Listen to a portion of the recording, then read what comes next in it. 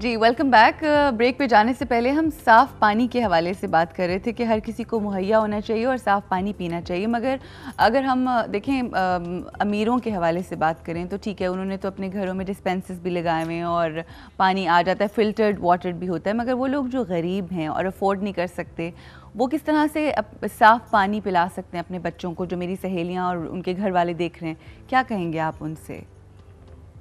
नहीं, मैं इससे एक कदम और आगे जाऊंगा कि वो एरिया जहां पानी सिर्फ बारिश का पानी इकट्ठा करके पूरा साल पीते हैं सही। जी, वो अच्छी खासी आबादी का हिस्सा है कि जहां ना पानी उनके सबसॉइल वाटर है, ना कोई दूसरा तरीका है।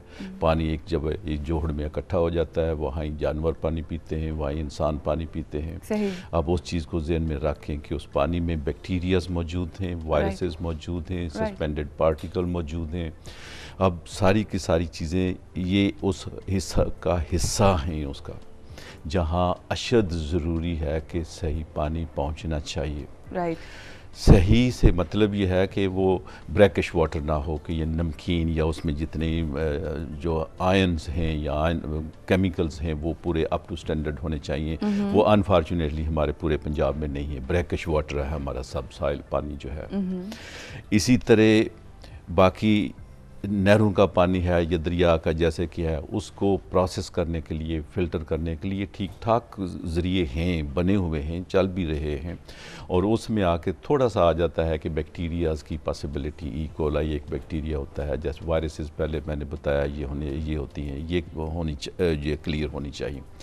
ये हमारी हेल्थ की रिस्पॉन्सिबिलिटी है, हेल्थ अथॉरिटीज़ की रिस्पॉन्सिबिलिटी है, या गवर्नमेंट की ये रिस्पॉन्सिबिलिटी है कि मसला तो ये सर जिनकी मुहैया किया जाए। मसला ये है कि जिनकी रिस्पॉन्सिबिलिटी है वो तो नहीं पूरा करते, मगर अगर पर्सनल लेवल पे हमें उन्हें अवेयरनेस देनी है और गाइडेंस देनी है तो क्या हम वो क्या करें?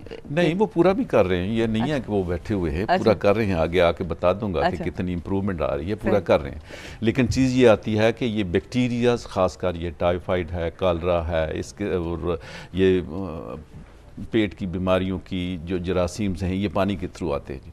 इसके सिंपल है कि आप उसे बॉयल करें, बॉयल करके उसे रख लें। बॉयल करने के भी आगे आसान तरीके हैं कि आगे आपके पास फ़र्ज़ करो अगर गर्म करने का ज़रिया नहीं है, जैसे पिछली दफ़े हमारे फ्लड आए और उसमें कोई ज़रिया ही नहीं रह जाता गर्म करने का या बॉयल करने का, तो उसमें यह है कि एक बोतल लें, बोतल में पानी भर लें, उसे रख दें। ये सूरज की गर्मी जो है वो ही 12 घंटे में अगर पड़ा रहे तो उसके अंदर सारे बैक्टीरिया जो है वो ख़त्म हो जाएंगे। हाँ जी, हाँ जी, वेरी सिंपल तरीका। सही। लेकिन उसमें वो जो सस्पेंडेड पार्टिकल है नेचुरली वो प्रॉब्लम दे सकते हैं। लेकिन सिंपल ये होना चाहिए कि किसी न किसी तरीके से उस पानी में बैक्टीरियाज नहीं होने चाहिए। जैसे आप जिक्र कर रहे थे कि अमीर घरानों में वो फिल्टर्स वगैरह होते हैं, ठीक है, उसमें अल्ट्रा वायलेट रेज जो हैं वो बैक्टीरियाज को डिस्ट्रॉय करती हैं। लेकिन सिंपल तरीका ये है कि बैक्टीरियाज किसी न किसी तरीके से उसमें ख़त्म होना चाहिए, और ये गर्म करने का तरीका है। उसके अलावा कुछ प्रेसिपिटेट्स बैठ जाते हैं, ये गरीबों का फिल्ट्रेशन हो जाएगी ना, तो वो उसका है थोड़ा सा फटकड़ी जिसे कहते हैं। अच्छा, हमारे साथ एक और कॉल है अली की, आपसे बात करना चाह रहे हैं जी। अस्सलाम वालेकुम। जी वालेकुम अस्सलाम। जी अली, आज हम वर्ल्ड हेल्थ डे सेलिब्रेट कर रहे हैं, डॉक्टर साहब यहाँ पर मौजूद हैं, क्या सवाल करेंगे आप?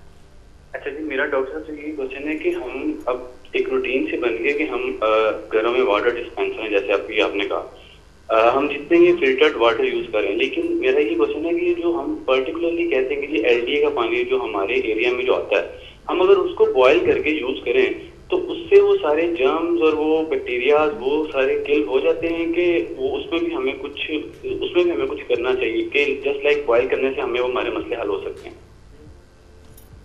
जी हाँ जी, पहले मैं बताता हूँ कि एलडीए का पानी जो है वो पीने के लिए फ़िट है जी, उसमें बैक्टीरियाज नहीं होते जी। यहाँ से ख़ासकर ये 400 से 500 600 फुट की डेप्थ से ये लिया जाता है पानी, वहाँ पॉसिबिलिटी नहीं होती कि किसी किस्म का कोई बैक्टीरिया मौजूद हो। लेकिन जो आगे पाइप्स हैं और पाइप्स के थ्रू जब घरों तक पहुंचता है तो उसमें पाइप्स के ज़रिए थोड़ा बहुत बैक्टीरियाज आने के चांसेस होते हैं।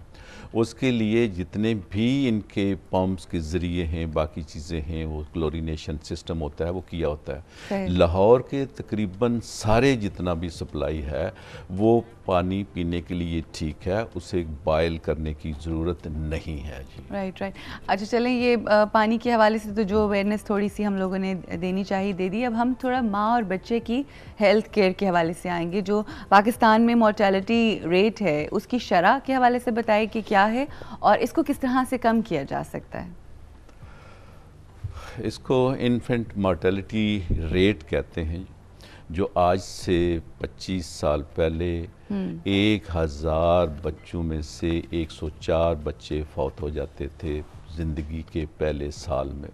अच्छा। और ये मोर्टेलिटी दुनिया भर के ममालिक में से सबसे ज़्यादा थी हमारे मुल्क में। हमारे मुल्क में। अच्छा। पाकिस्तान। और इसका रीज़न अब थोड़ा सा बता देता ना। अब वो 20 सालों से, ये पहले की बात बता रहा हूँ, 20 साल पहले की आपने पहले बात की बताई। है कि 104।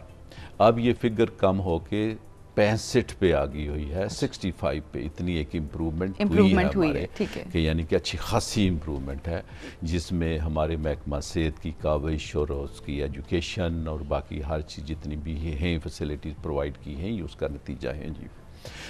ये भी 65 ये क्यों हैं, उसकी वजह ये है कि हमारे लेडी हेल्थ वर्कर्स या जो नेटवर्क गवर्नमेंट का बना हुआ है कि हेल्थ केयर प्रोवाइड करनी चाहिए, लोग पहुंचना पसंद नहीं करते वहाँ। अच्छा। लेडी हेल्थ वर्कर्स से इलाज करवाना पसंद नहीं करते, वो गांव की दाइयाँ जो हैं वो प्रेफर होती हैं, लेडी हेल्थ विजिटर्स को वो पसंद नहीं करती जी। एक तो है। नंबर 2, ठीक है, जो पहुंच जाते हैं लेडी हेल्थ विजिटर्स अलोन वो इसको मैनेज बाज़ दफ़े नहीं कर पाती, उनके लिए स्पेशलाइज्ड सेंटर होने चाहिए। वो जो वहाँ पहुँचते पहुँचते देर होती है, और जिसकी वजह से ये 65 है। ये बाकी मुल्कों में या एडवांस्ड कंट्रीज़ में ये 4, 5 या 10 के करीब होती है, इससे ज़्यादा नहीं है जी। लेकिन हमारे अभी भी ये ज़्यादा है। ज़्यादातर जो है ये बहुत हाई है। अनअवेयरनेस, नॉन एजुकेशन, फैसिलिटीज़ मौजूद हैं, उस फैसिलिटीज़ को अवेल करना पसंद नहीं करते, यही वजह है इसकी। इसके साथ साथ ही दूसरा मैं बताता जाता हूँ कि ये तो हो गए बच्चे। पैदाइश के दौरान हाँ अभी भी हमारी बीबियाँ जो हैं 1000 में से 90 फौत हो जाती हैं। ये बहुत बड़ी फिगर है, कुछ थोड़ी नहीं तो है। इसको कैसे कम किया जा सकता है? वही जैसे आपने बताया कि हम वही अवेयरनेस की जरूरत है। इल्मी सबसे ज़्यादा है कि फैसिलिटीज़ मौजूद हैं, वो अवेल नहीं कर पाते। अच्छा, हमारे पास एक और कॉलर है कलीम साहब, जो बच्चों की हेल्थ के हवाले से बात करना चाह रहे हैं। खानेवाल से कॉल आई है जी। अस्सलाम वालेकुम कलीम साहब। अस्सलाम वालेकुम जी। जी कलीम साहब, क्या कहेंगे? डॉक्टर साहब से क्या पूछेंगे? मैम सबसे पहले तो मुझे आपका ये प्रोग्राम बहुत ज़्यादा पसंद है। बहुत शुक्रिया, बड़ी मेहरबानी जी, थैंक यू सो मच। अच्छा, दूसरा मैं डॉक्टर से ये पूछना चाह रहा हूँ कि मेरे माशाल्लाह 3 बच्चे हैं जी। तो बच्चों में सबसे बड़ी बात ये है कि बच्चों में प्रॉब्लम मुझे ये है, एक तो वो चिड़चिड़े बहुत हैं, खुराक भी अच्छी तरीके से नहीं खाते, और रात को उनकी नींद भी इतनी अच्छी नहीं है। ये मुझे समझ नहीं आ रही, मैं कई दफा कंसल्ट डॉक्टर से कर चुका हूँ, मुझे समझ नहीं आ रही क्या प्रॉब्लम है। डॉक्टर से पूछना ये चाह रहा हूँ, स्पेशली मेरी बच्ची है, वो रात को अक्सर उठ जाती है, हालांकि कोई हमारे घर का माहौल भी अल्हम्दुलिल्लाह बड़ा फ्रेंडली है, हर चीज ठीक है। ये 2-4 चीजें मुझे बड़ी कंफ्यूज रखती हैं। अच्छा, बच्ची क्या डर जाती है? नहीं, डरती नहीं है। हाँ। अब बस रात को वैसे उठ जाती है।